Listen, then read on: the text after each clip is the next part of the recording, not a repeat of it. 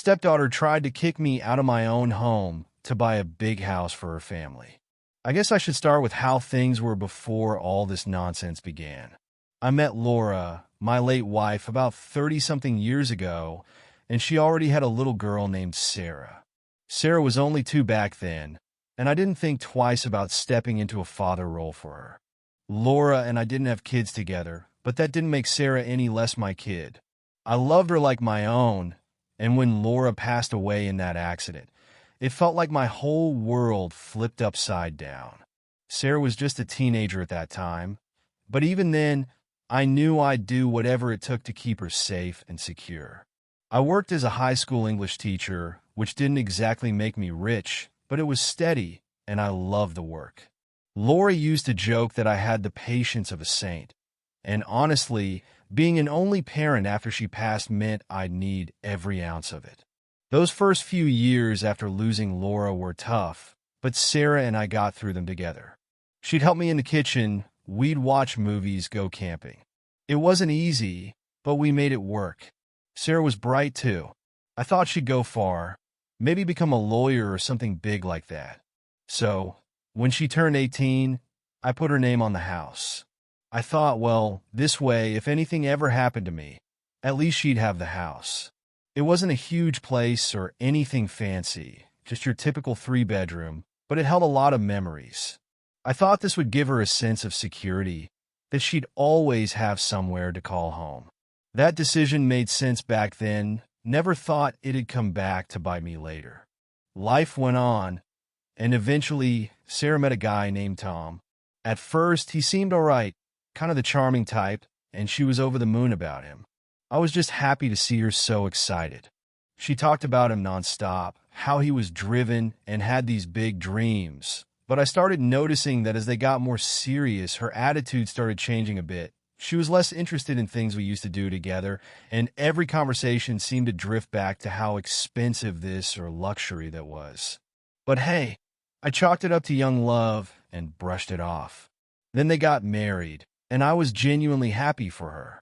I thought maybe this was what she needed to settle down, find her own happiness.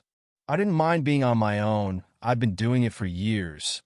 But it wasn't long after the wedding that things started to feel different. Our regular weekend dinners became less frequent, and the phone calls slowed down. When she did call, it was usually to talk about how they'd gone to some new high-end place or bought something fancy. It was like she was living in a whole other world. After about a year of this, Sarah and Tom invited me over to their place for dinner. Now this was something special because they rarely invited me over, and their place was in one of those shiny new upscale neighborhoods. It was nice, sure, but I couldn't shake the feeling that I didn't quite fit in there. I'm just a retired school teacher, and they're out there in this fancy world where everything seems to be about appearances. The evening was all right. We talked a bit, though it was mostly about things they were buying or vacations they were planning. I tried to bring up little things from our past, memories we shared, but she'd brush it off like they weren't a big deal.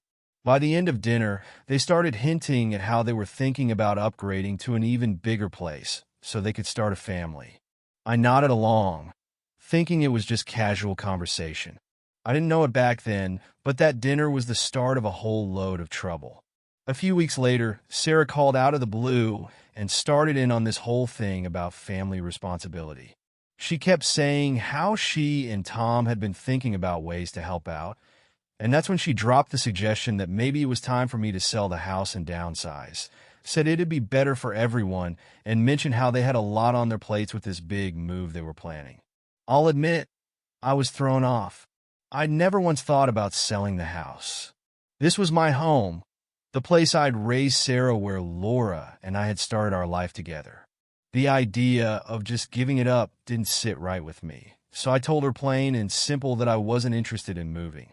She paused for a moment, and then just kind of sighed and moved on to another topic, but there was this edge to her voice that didn't sit well. That would have been the end of it for me, but Sarah didn't let it go. Every time she called, there'd be some comment about how the market was really good right now, or how I'd benefit from a smaller place. And every time I'd tell her that I wasn't interested. It was getting irritating, but I figured she'd drop it eventually. But no. Instead, one day, they showed up unannounced. I remember it like it was yesterday. I was sitting on the couch watching one of those old movies, Laura, and I used to love when I heard the knock. When I opened the door, there they were, looking serious. Tom had a folder in his hand, and Sarah was doing that thing where she'd stare you down like she was trying to make a point without saying a word. They came in, sat me down, and Tom opened the folder to reveal some papers. He started explaining how they'd been thinking things over and that selling my house would be the perfect solution for everyone involved. He went on about how the market was up, how they'd help me with the sale, and that it'd free me up to move into a manageable place. He said it like he was doing me a favor. I tried to keep my cool, but it was hard. I told them firmly that I didn't want to sell. This was my home, where I'd spent years raising Sarah and where I still felt connected to Laura. But as soon as I said that, Sarah's face changed. She got this look like she was disappointed in me, as if I was somehow letting her down. They didn't stay long after that, just left with a few muttered words about me not understanding or how I was making things hard. As soon as the door closed behind them, I remember just sitting there, feeling like I'd been hit by something I couldn't even explain. All I knew was that this wasn't the end of it. After that last meeting with Sarah and Tom, I thought they'd finally dropped the whole sell the house idea. I'd made myself clear, or so I thought, but a part of me still felt uneasy, like I'd be hearing from them soon. I was right. What came next was more intense and downright sneaky. About a week later, I started getting daily calls from Sarah. She'd start off with small talk, but it wouldn't take long before she'd slide back into the same old conversation about my retirement needs and how a smaller place would suit me better.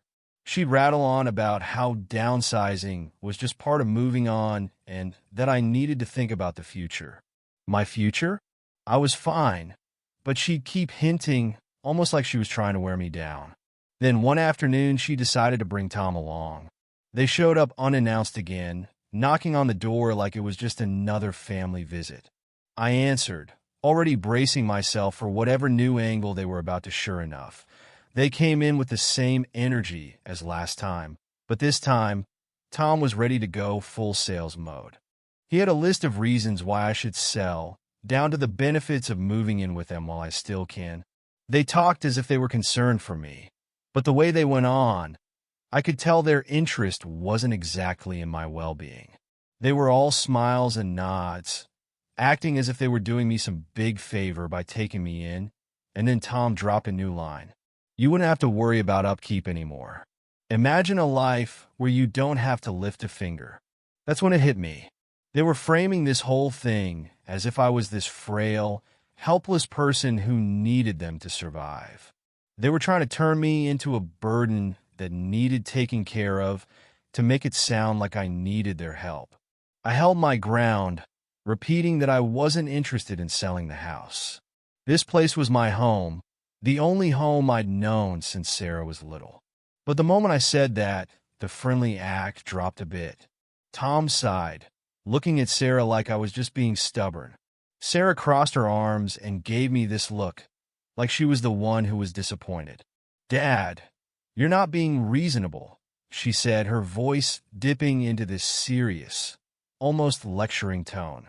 You've done so much on your own, but maybe it's time to let go and let us help. I told them I appreciated the offer, but wasn't budging. They stayed a few minutes longer, the whole mood feeling tenser than it had ever been between us. I'll admit, seeing Sarah look at me like I was a burden hurt. But I wasn't about to give in just because they were annoyed with me. They left after a few more forced smiles and polite farewells, but the whole encounter left a bad taste in my mouth. I sat there, replaying it in my head, wondering why Sarah was acting this way. This wasn't the same kid I'd raised, the one who'd stayed up with me after her mom passed, sharing stories and memories to keep Laura's spirit alive. The way she looked at me today, it was like she saw me as some old man who was in the way. It felt wrong, like I was losing her somehow. A few days later, things escalated. I was out front watering the garden when a real estate agent showed up. She came right up to me, clipboard in hand, all smiles, and introduced herself. "Mr. Williams, right?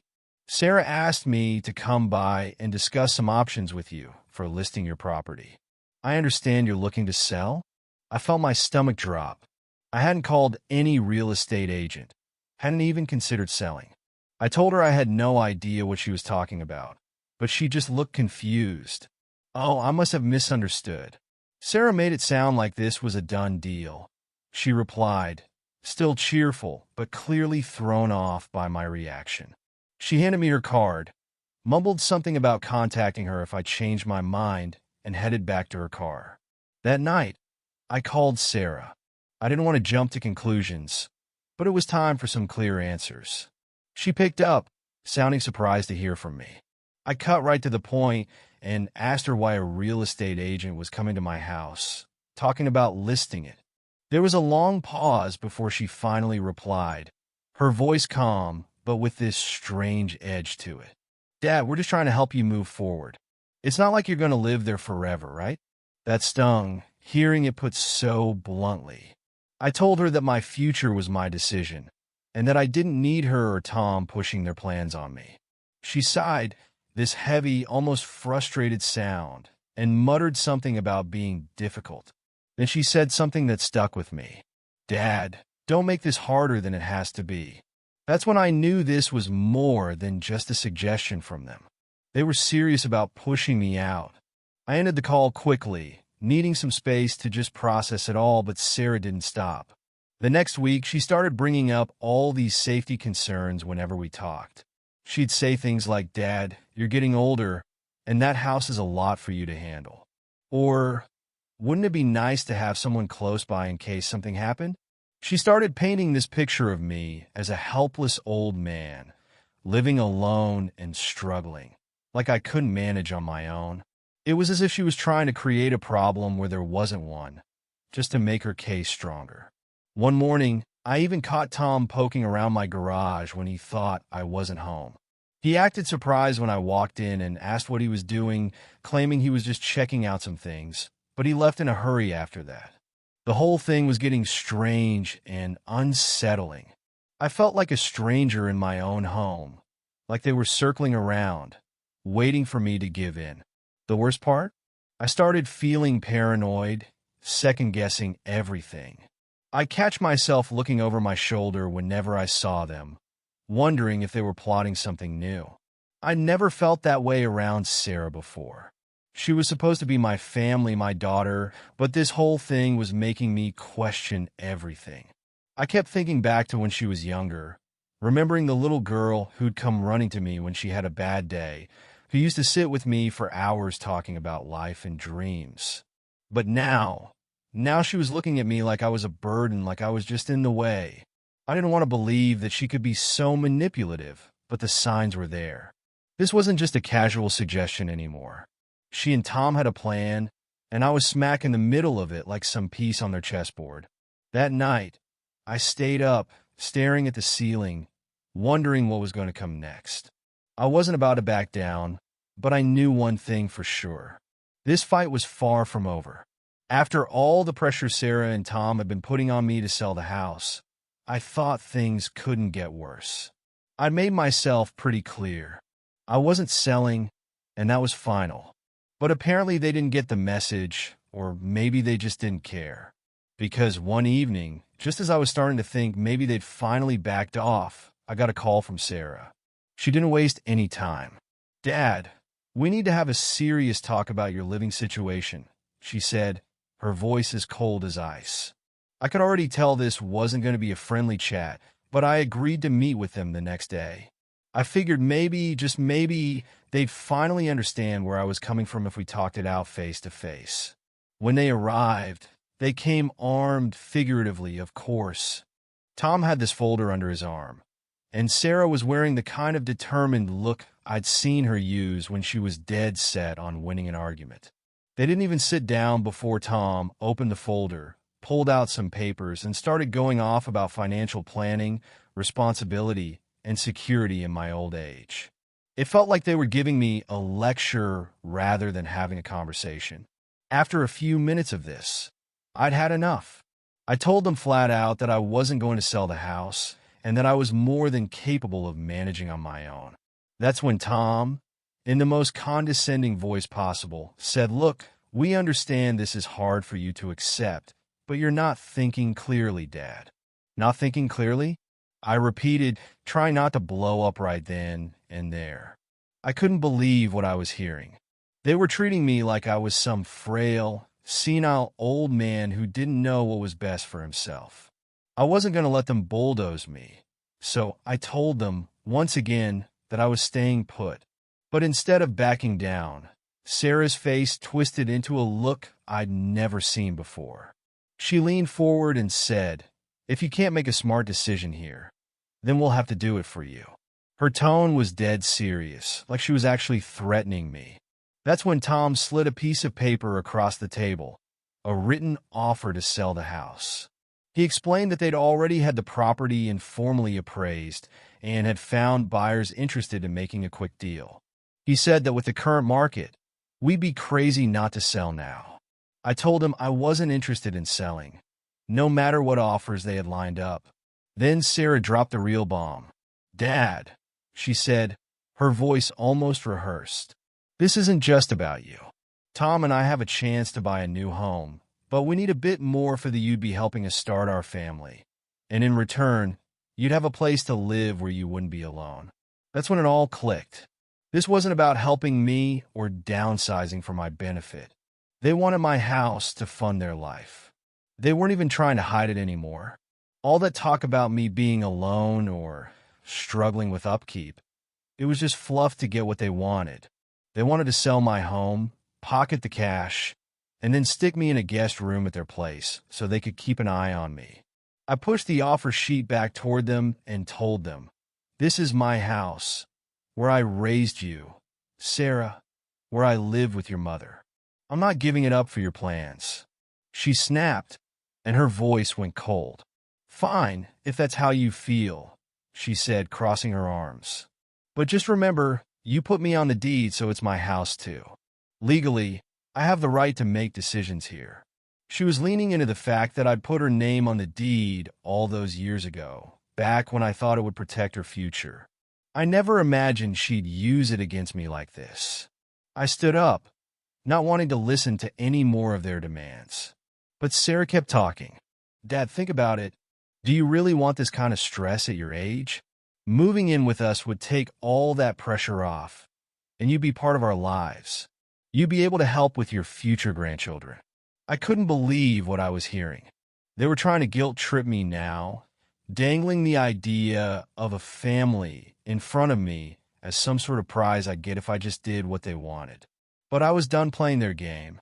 I told them I wasn't selling, that my decision was final, and that if they couldn't accept that, then they could leave.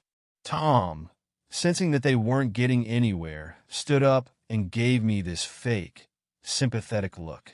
"All right, well, think about it, okay?" he said, trying to sound all reasonable. But I knew this wasn't over for them. The way they looked at me, I knew they'd be back, and probably with even more pressure.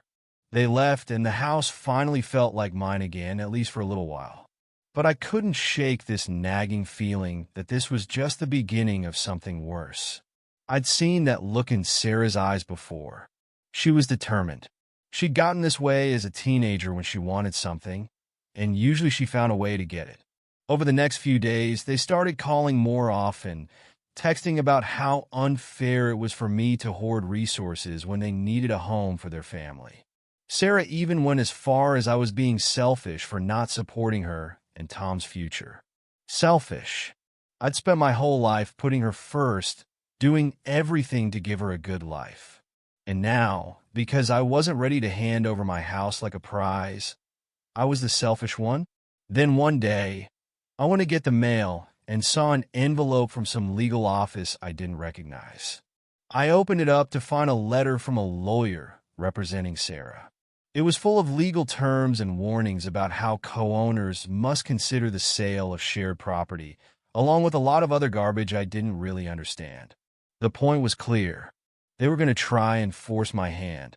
I called a friend of mine who used to work in real estate, And he told me they might be looking into something called partition action, where a co-owner can force the sale of a property if the other owner refuses. Basically, it meant they could take me to court to make me sell my own home. That night, I sat in my living room, just looking around at all the memories in that house. The photos on the wall, the old armchair Laura used to sit in, the shelves lined with books I'd read to Sarah when she was a kid.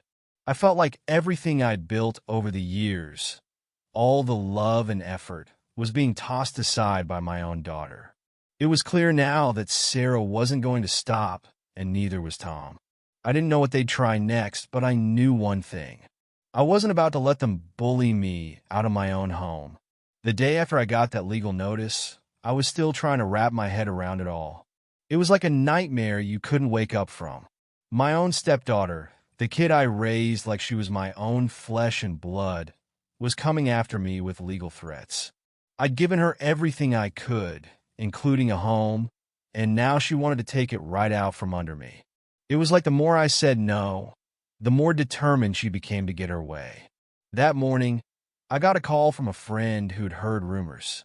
Apparently, Sarah had been talking around town, telling people that I was struggling to manage on my own, painting this picture of me as some frail, helpless old man.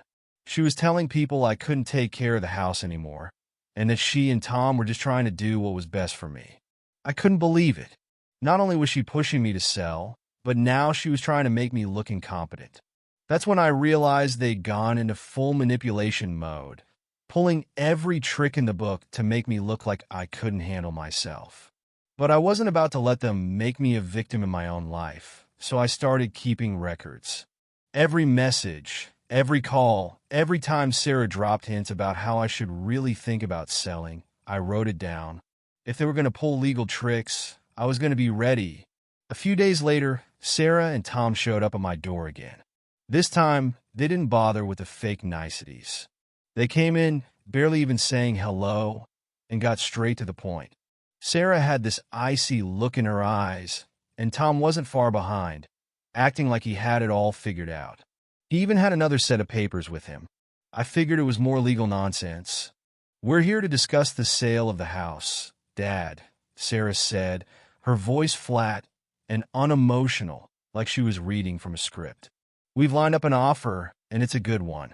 We don't want to drag this out any longer than it needs to be." I just stared at them. Part of me wanted to laugh, but another part was furious. They were treating this whole thing like it was some business deal, not the home I'd spent my entire life building. I tried to keep calm, but I couldn't help it. "This isn't happening, Sarah. I don't care how many offers you line up. I'm not selling." That's when Tom cut in, and he had this smug look on his face. "You don't have a choice, actually. You're only a co-owner, and we have every right to sell our share." He leaned in, as if he thought he was making some brilliant point. "We're being generous by letting you stay here afterward, Dad. You could be out on the street if we weren't so understanding." I could feel my blood boiling. This wasn't some outsider talking to me. This was Tom, the man I'd welcomed into my family. I'd treated him with nothing but respect, and here he was, standing in my own home, practically threatening to kick me out. I told them again that I wasn't interested and that they should leave, but Tom just smirked. "You'll have to move eventually, one way or another," he said, almost like he enjoyed seeing me squirm. "Why not make this easier on yourself?" It was at that moment I realized I was staring down the barrel of a legal battle. They weren't just trying to pressure me. They were going to force me to sell if they had to. The reality hit hard. They didn't care about me, about my life here, or about what this house meant to me. All they saw was a dollar sign. After they left, I sat alone in the living room, thinking about everything.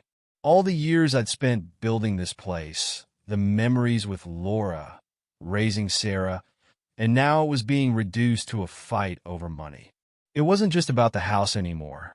It was about dignity, about standing up for myself.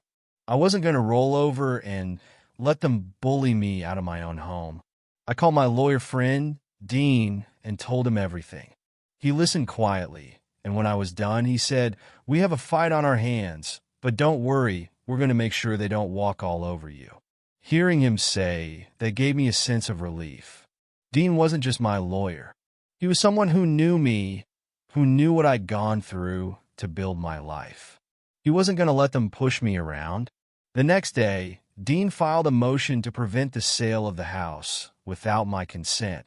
And that's when things really started to heat up. Sarah and Tom found out pretty quick. And, as you can guess, they weren't happy.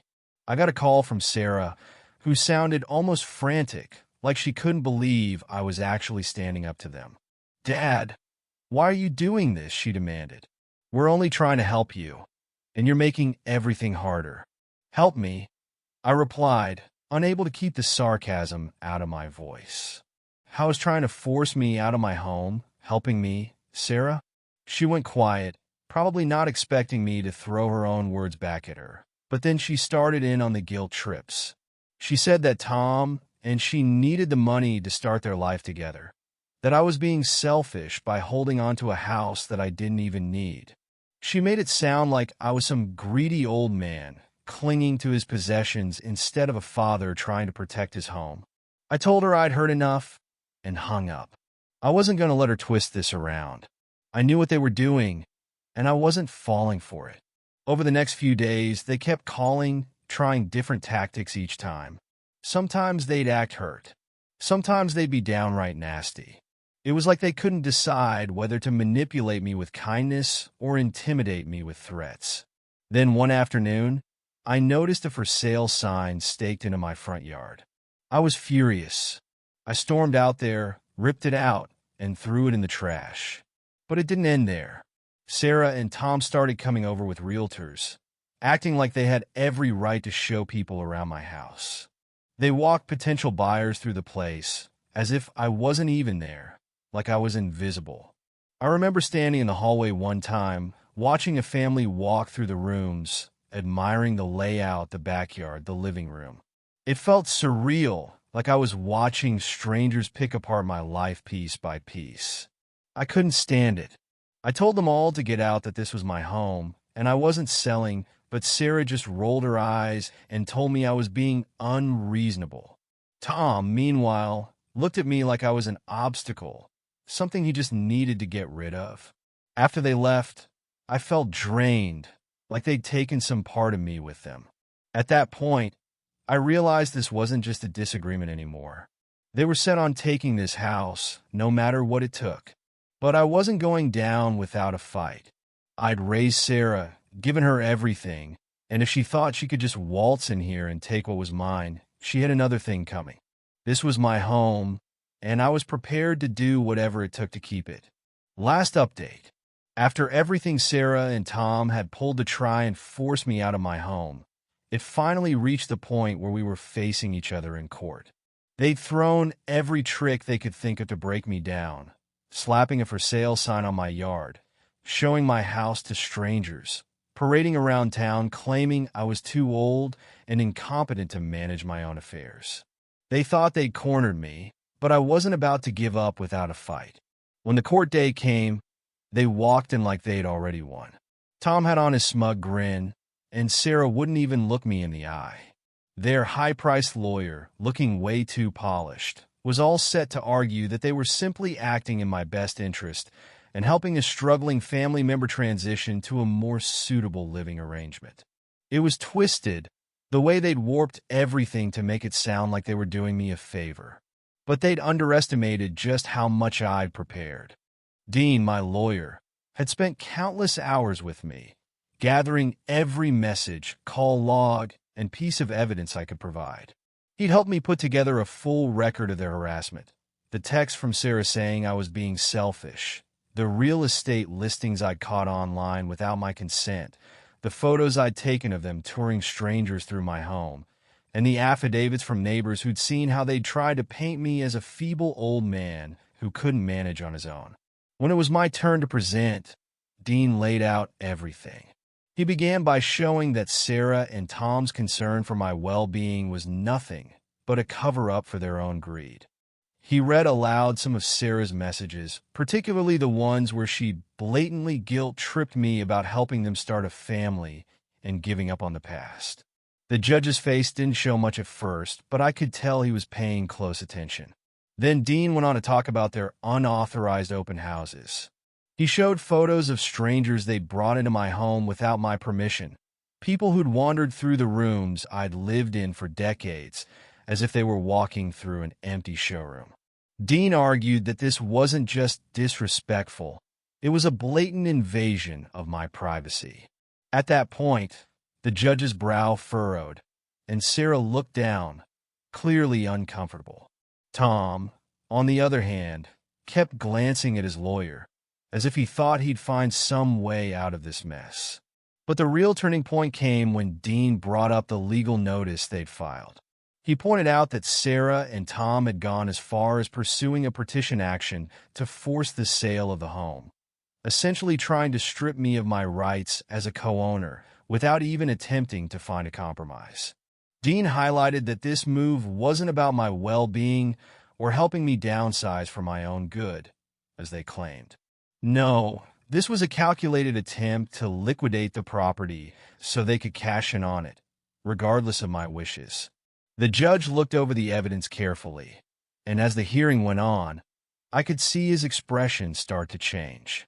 It was like he could finally see through their thin excuses, and the reality of their intentions was all laid out for everyone to see. By the end of it, it was clear they'd crossed lines. They weren't just acting out of concern for me, they were manipulating the situation for personal gain, and they were ruthless about it. In his ruling, the judge stated plainly that Sarah and Tom's actions were a clear violation of my rights as a co-owner and primary resident.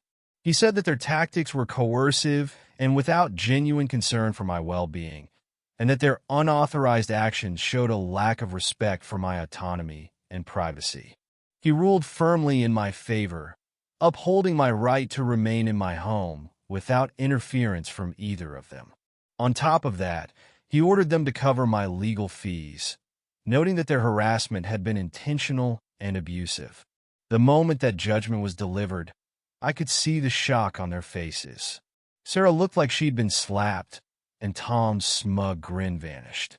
He looked furious, his face going red as he realized his big plan had just blown up in his face.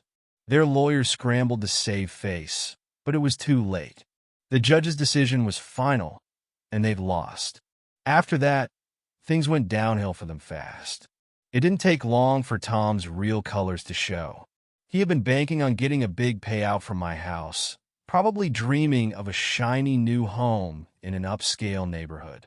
But with the court ruling against them, that dream was dead, and Tom was livid. I heard from mutual friends that he wasn't handling it well at all. He was angry, blaming Sarah for the whole mess, saying she should have found a way to make it work. A few weeks later, I found out that Tom had filed for divorce. He'd packed up his things and left, leaving Sarah on her own. Without the promise of a big payout, he had no interest in staying. Apparently, the reality of not getting his hands on my house and the money he'd been counting on was enough for him to call it quits. Sarah's dream life had crumbled before her eyes, all because she and Tom had tried to take something that didn't belong to them. Then, one evening, not long after I'd heard about their split, I got a knock on my door. I opened it to find Sarah standing there, looking like a shadow of the person I'd raised. Her face was pale, her eyes red from crying, and her shoulders were slumped like she'd just lost everything. She looked up at me, barely able to hold my gaze. "Dad, I messed up," she whispered. "I don't know what I was thinking. I lost everything. Tom, the house, everything. I just wanted to come home." For a second, I didn't know what to say. This was the same girl I'd once stayed up all night with. The same girl I'd raised and tried to protect all those years, and yet she tried to throw me out of my own home. She looked at me like I was just an obstacle to her dream life. And now here she was, standing on my doorstep, asking for a second chance. I took a deep breath, feeling a mix of sadness and resolve. "Sarah, I'm sorry for everything you're going through, but you brought this on yourself. I gave you a home, a family, and all you wanted was to take it for yourself. You didn't think twice about what it would cost me." She started to cry, reaching out like she was going to hug me, but I took a step back. "I think it's time you find your own way, Sarah. You made your choices. Now it's time to live with them." I closed the door gently, but firmly, watching as she stood there, her face crumpling as reality sank in. It wasn't easy to do, but I knew it was the right decision. She needed to understand that actions have consequences, and that trust isn't something you can just toss around whenever it's convenient. As I turned back into my home, I felt a strange sense of peace. I still had my house, my memories, and my dignity. And while I would always care for Sarah in some way, I knew I'd done the right thing. This was my home, and I wasn't about to let anyone take that from me, no matter who they were.